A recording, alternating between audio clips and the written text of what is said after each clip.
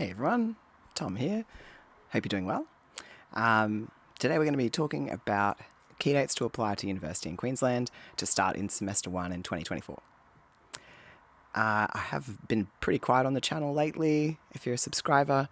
I'm still around answering messages though, and I am hoping to make a few more videos as we come into the application season. One of the reasons things have been a bit quiet is I have somebody here. This is Frank. He is a Chihuahua, as you can probably tell from those giant ears. He's been around, taking up lots of time, and wouldn't have it any other way. But yeah, just a great opportunity to show you a Chihuahua. And now let's talk about key dates. All right, so I will make a note that what we're talking about today is mostly for Australian applicants. So if you're an international student, then it's a good idea to double check things for yourself. If you're onshore, so you're doing year 12 here in Australia, then probably the best idea would be to talk to your careers counsellor at school. You might also have an agent. They're pretty handy to check with. If you're not doing year 12 at the moment in Australia, then probably the first place to start would be with the institutions you want to study with. Ask them a little bit about key dates. You might also have an agent, and they should also be able to give you some advice. All right, let's get into it. All right, Frank is gone. Let's get into it. Okay, 1st of August. So 1st of August is the date that QTAC opened. So that means you could start to make applications to universities in Queensland from that date. It doesn't mean your applications are going to be processed. They actually won't be processed for most people until quite late in the year, but you could actually get started. This is also the date that the ATAR portal opened for registrations. So if you're a current Year 12 Queensland student, then you may have jumped into the ATAR portal to register to get your ATAR.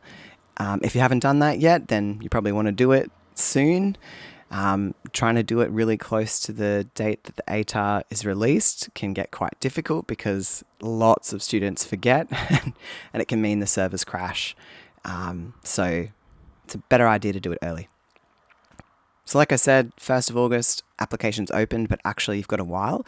How do you know how long you have until you need to have your application submitted? One of the best places to check is something called the fixed closing dates page of QTAC. It will tell you if any of the courses you're applying for have an early closing date. So what kind of courses might have a fixed closing date? Tends to be courses that have additional selection criteria. That means they're not just using something like a rank to assess you for entry. They might use something like a portfolio, an interview, or something else. And what we tend to see is that the courses on this list will be courses like medicine, dentistry, and fine arts courses where your selection is based on your performance at an audition. Okay, you've checked that. None of your courses are on there. There's no early closing date for you. Then when should you aim to have your application in? I would usually suggest by the end of September. The reason being, for non-Year 12 applicants, the 29th of September is the date that the fees increase for QTAC applications. So before 29th of September, it costs about $100. After 29th of September, it costs about $150. So put your application in before then to save yourself $50. Year 12 students, there's no difference in price between end of September and later in the year. But usually it's a good idea to just have the application done so you can focus on your external exams, and then you can come back and edit your application if you need to. So for anybody, once your application is submitted, you can still change your preference list. On the QTAC fees page, there's a little bit more explanation, but basically you can change your preference list up to 3 times for free after you've submitted. After that, a preference change will cost you, but most people don't need more than 3 free preference changes. So it's unlikely you're going to need to pay for it. I'm not sure if you can hear, but Frank is sneezing.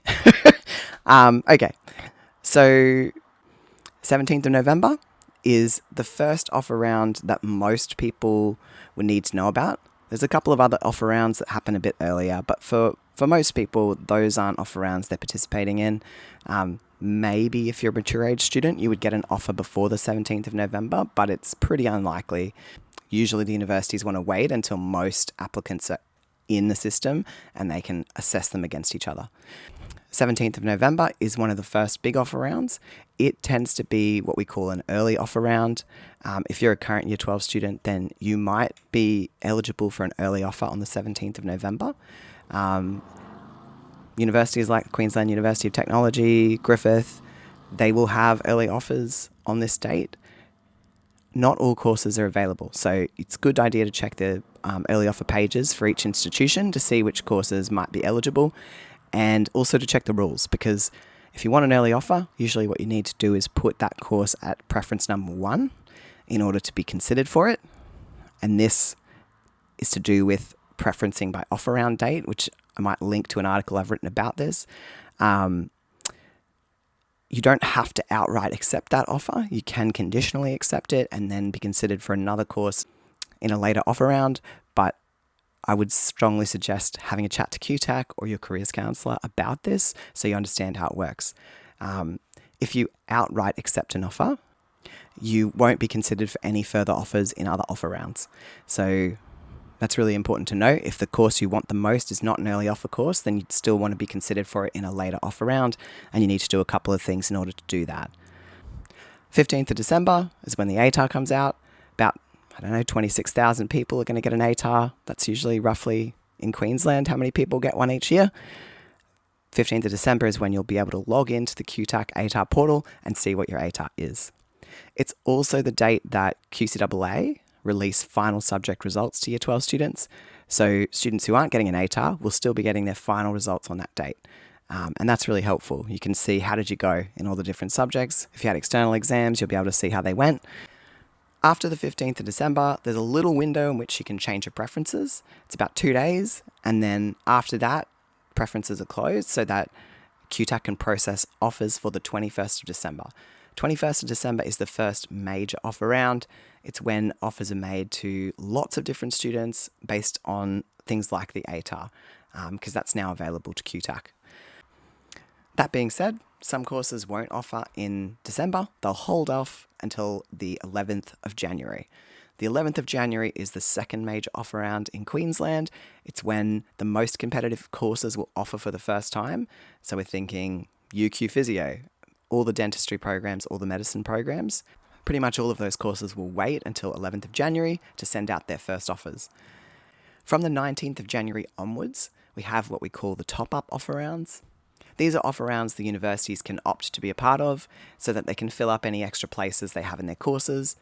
Because there's always a few people who are going to defer or decline their offer, then the universities will find they have a few extra places left over in different courses, and then they can use the top-up offer rounds to fill up these places. If you're going for a competitive course, you may still find you get a top-up offer. You never know. And I'll make a special mention of the Bond University Medicine program. It actually has a really late offer round. It doesn't participate in any of these. It actually won't offer until March for the first time. So if that's something you're interested in, go and check the key dates for Bond and have a look at their medicine program page as well, just to find out how they work. For more details about applying to university in Queensland, I'm going to put some links in the description to QTAC, particularly their key dates page, their fixed closing dates page, and something they call the passport for Year 12s, which combines a lot of different links in one place. I'd suggest, even if you're not a Year 12 student, check out that link as well, because it will direct your attention to some of the different parts of QTAC you may not have discovered before. If you found this video helpful, please give it a like. If you think that you might want to see more videos like this in the future, please subscribe. If you'd like to talk about your specific situation, please just shoot me an email and we could set up a chat. Best of luck with your applications.